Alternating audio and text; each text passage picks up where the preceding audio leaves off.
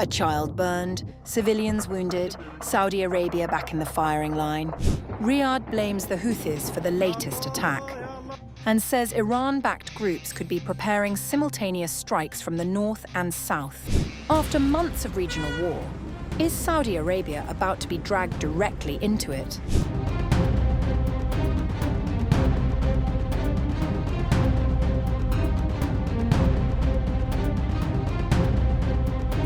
A fragile calm in the Gulf may be unraveling. Civilians have been wounded, intelligence agencies are warning of coordinated attacks, and fears are growing that the conflict surrounding Iran could be pulling another key regional power directly into the line of fire. As tensions escalate, Saudi Arabia now says it is preparing for what could be a dangerous new phase in the crisis. Saudi Arabia has accused Yemen's Iran-aligned Houthi movement of launching an attack that wounded 11 civilians in the kingdom's southern Najran Province, while warning that coordinated strikes by the Houthis and Iran-backed Iraqi militias could be imminent. According to Major General Turki al-Maliki, spokesperson for the Saudi-led military coalition supporting Yemen's internationally recognized government, the attack injured 7 Saudi nationals, 1 Yemeni, 2 Egyptians, and 1 Pakistani. Among the victims was a 4-year-old child who suffered second-degree burns. Maliki accused the Houthis of indiscriminately shelling civilian areas in violation of international humanitarian law, adding that the coalition would continue taking all necessary measures to protect civilians. There was no immediate response from either the Houthis or Iran. The attack comes as the wider regional conflict continues to reshape Saudi Arabia's security calculations. Riyadh's long-running conflict with the Tehran-aligned Houthis has become increasingly intertwined with the broader confrontation involving Iran, the United States, and Israel. A senior Saudi official told Reuters that intelligence shared by Saudi Arabia, the United States, and other regional partners indicates that the Houthis and Iraqi militias operating under the supervision of Iran's Islamic Revolutionary Guard Corps could soon launch coordinated attacks on Saudi civilian targets, including energy infrastructure, airports, and ports. The official warned that drones and missiles had been repositioned, suggesting preparations for simultaneous attacks from both the north and the south. Saudi Arabia believes the planned attacks could be aimed at disrupting ongoing diplomatic efforts with Iran, even as mediation initiatives appear to be moving, in the official's words, in the right direction. The kingdom also stressed that security cooperation with the United States remains at a very high level, including operational coordination with US Central Command, and said it is prepared to respond to any aggression. The warning follows a sharp escalation by the Houthis. The group claimed responsibility earlier this week for an attack on Najran Airport and also said it carried out missile and drone strikes against military positions in Yemen's Marib and Hadramaut provinces, where government sources said more than 30 Yemeni troops were killed. At the same time, Saudi Arabia is strengthening regional security ties. Turkey, Saudi Arabia, and Pakistan are expected to sign a new defense agreement, although details have not yet been disclosed. For now, Saudi Arabia says it remains committed to de-escalation.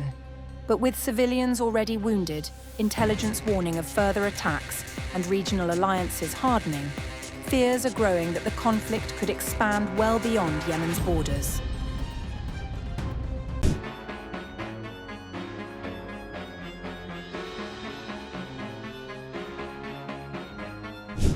Yemen's conflict with Saudi Arabia has entered its most dangerous phase in years, with the Houthis rebels claiming to have launched one of their largest missile and drone attacks deep inside Saudi Arabia.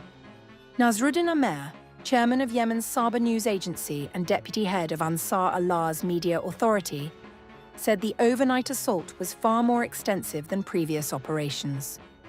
The size of the response is as vast as the pain and oppression of our people, their suffering, hunger, and poverty that your tyrannical and brutal siege on our country has created.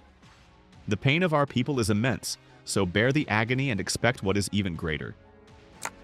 In a series of posts on his personal account, Amer said the strikes were retaliation for what he described as Saudi Arabia's blockade and air campaign against Yemen. Forget the scale and level of the previous strikes, for the situation this time is entirely different. And our success is only by Allah. Upon Him we rely, and in Him we trust.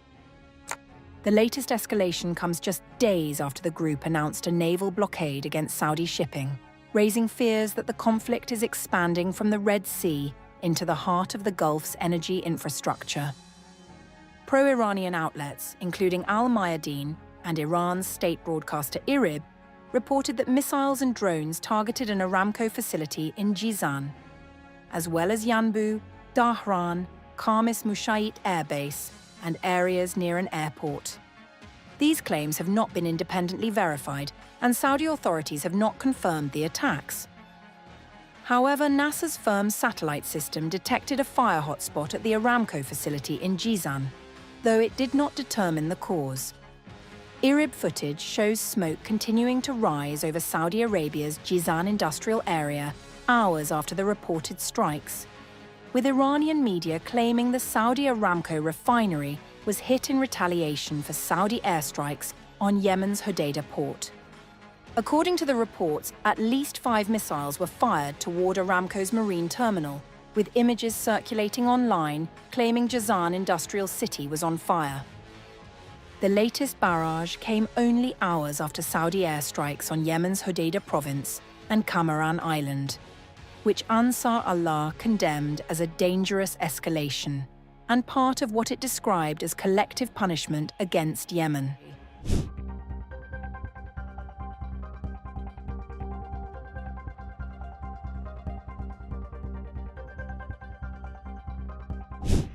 Just days after a mysterious flight landed in Houthi-controlled Yemen, the group announced a naval blockade of Saudi Arabia and threatened one of the world's busiest shipping routes.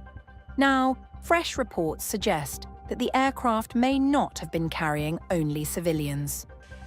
According to multiple sources, it also brought senior Iranian Revolutionary Guard commanders, military advisors and missile-related equipment, raising new fears that Tehran is preparing the Houthis for a much bigger confrontation.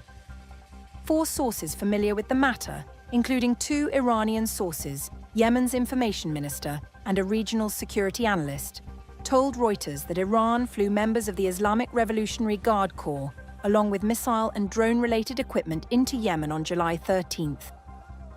The 2 Iranian sources told Reuters that between 10 and 21 IRGC personnel, including senior commanders, were on the Mahan air flight. The plane was originally bound for the Houthi-controlled capital Sana'a, but diverted to the Red Sea port city of Hodeidah after the airport came under attack by the Saudi-backed Yemeni government. One of the sources said that Iran also sent gold on the aircraft to fund Houthi activities.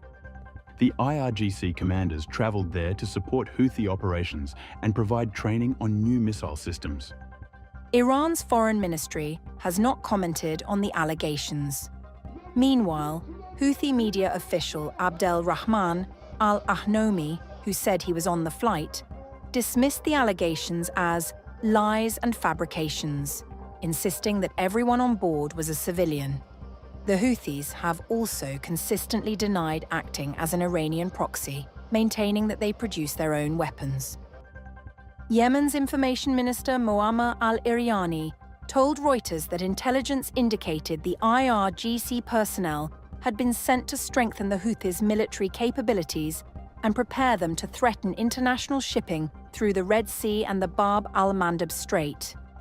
Security analyst Mazahim al-Saloom also confirmed the arrival of the IRGC experts, saying, The cargo included components for short and medium-range missiles and drones, similar to those previously used in attacks on Saudi Arabia and the United Arab Emirates. According to Iran, the July 13th flight was simply returning a Houthi delegation and Yemeni civilians from Tehran after attending the funeral of Ayatollah Ali Khamenei and receiving medical treatment. However, just 3 days after the flight arrived, Reuters reported that Tehran had instructed the Houthis to prepare to close the Red Sea oil route if the United States attacked Iranian power infrastructure. Then, on July 20th, the Houthis announced a naval blockade of Saudi Arabia, accusing Riyadh of carrying out the July 13th strike on Sana'a airport. On July 23rd, the group claimed it had attacked 2 Saudi oil tankers, signaling a dramatic escalation and effectively ending a 4-year truce with Saudi Arabia. The Yemeni armed forces carried out a qualitative military operation targeting 2 Saudi oil tankers that violated the blockade imposed by the armed forces in the Red Sea. One tanker was named Encelia and the other is Layla.